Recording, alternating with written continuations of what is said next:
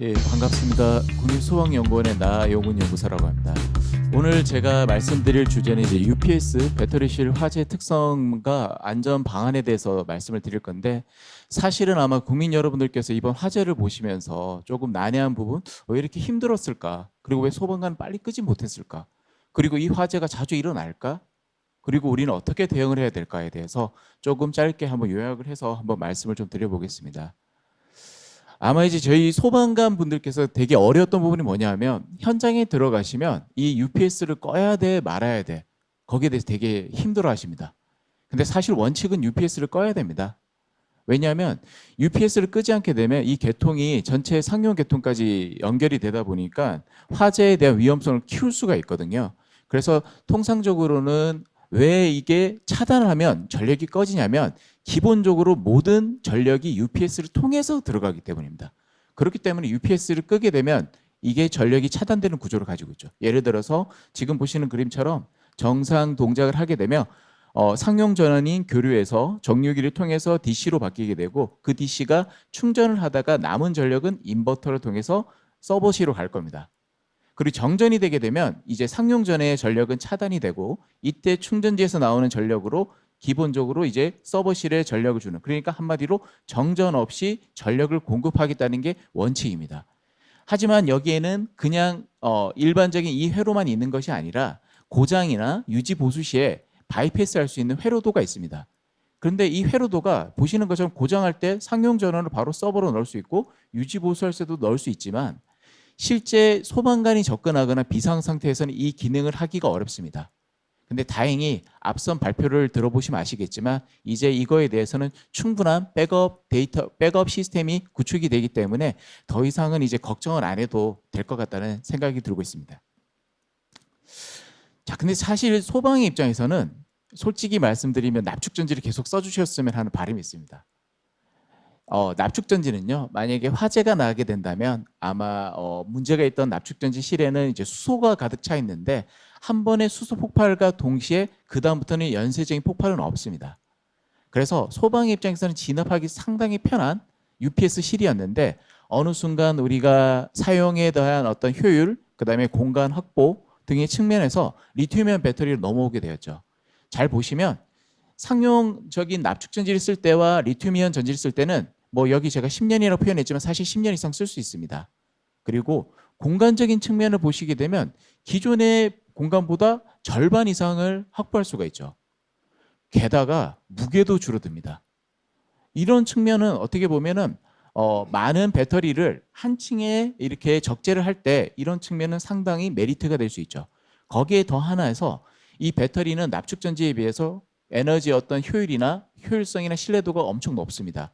경련열하라고 해서 이게 말 그대로 한자를 풀이해보면 시간이 경과됨에 따라 열화가 된다는 뜻으로 배터리가 그만큼 수명이 줄어든다는 건데, 리튬이온 배터리는 이런 수명 열화가 상당히 적습니다.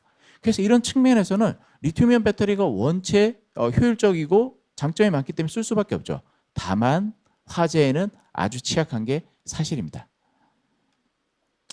자, 근데 이번 화재를 좀 보실 때 저희가 좀 눈여겨보시고 조금은 냉정하게 보셔야 될 부분이 있습니다.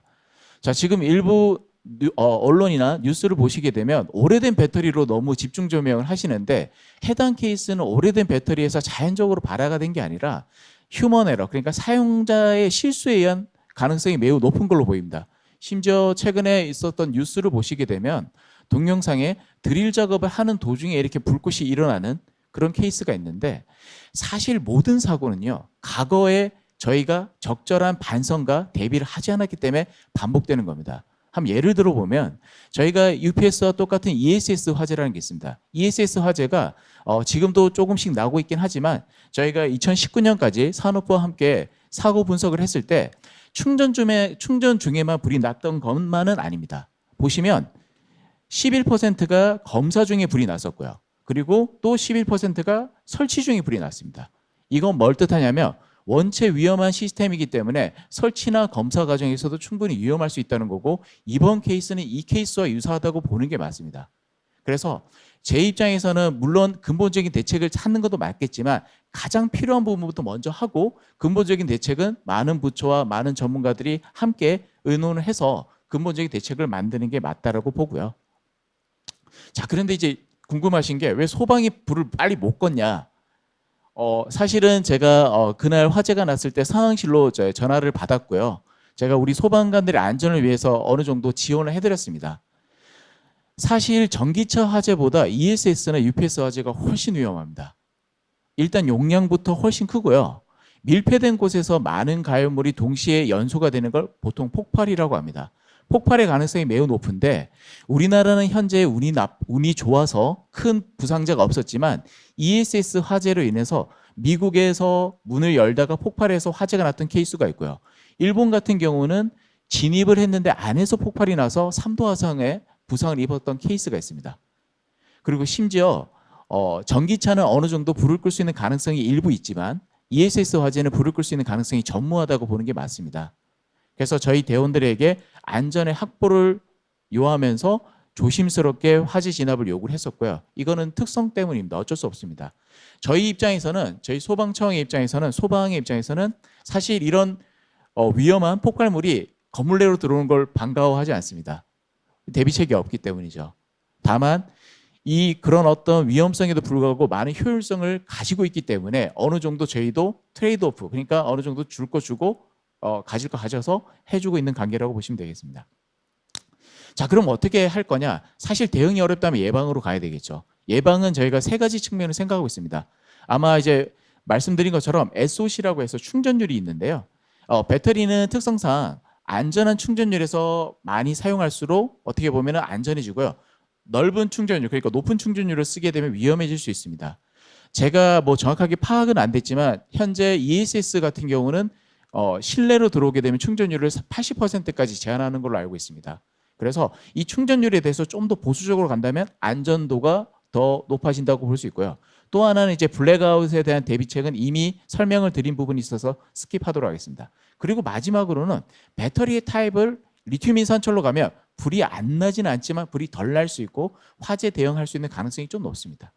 그래서 저희는 이런 것들을 일괄적으로 적용하기보다는 국가의 어떤 1급 보호시설, 그리고 국가의 2급 또는 민간 대용량 서버, 이렇게 클래스를 좀 나눠서 여기에 대해서 어떤 UPS의 복수와 그리고 SOC의 등급, 배터리의 타입들을 나누는 어떤 대비책이 필요하지 않을까 생각이 들고요. 가장 중요한 건 이제 아마 이번 사건에서, 이번 화재에서 제일 중요시해야 될 부분이 이제 작업 안전 수칙이라고 생각을 합니다. 일단 휴먼 에러가 났던 부분이 있는데 보시는 것처럼 이제 작업 중 외부 단락에 의한 사고로 저희는 추정이 되고 있는데 이 사고를 예방하기 위해서는 배터리를 30% 이하로 한 상태에서 작업을 하시게 되면 됩니다. 그런데 이렇게 막연히 떠들 수는 있지만 사실은 이 30% 이하를 낮추기 위해서는 ESS는 할 수 있지만 UPS는 할 수 없습니다. 왜냐하면 UPS는 방전할 수 있는 설비가 없기 때문에 이거에 대한 적절한 어떤 인프라가 구축이 되어야 될 것 같고요. 그 다음에 이제 작업자 세이프티 중요합니다. 지금 아마 비숙련자가 그 작업을 하다가 화재가 났을 텐데 충분히 교육 또는 어떤 전문 지식을 가진 숙련자가 그 작업을 해야 되고요. 거기에 상응하는 안전 장비도 반드시 갖춰야 됩니다. 그리고 끝으로 여기 블랙아웃에 대한 부분은 원체 어떤 준비가 잘 돼 있어서 그런데 이런 서비스들도 어떤 끊김 없이 지속적으로 마련하는 부분이 제가 봤을 때는 가장 시급하다고 생각이 됩니다. 예, 이상입니다.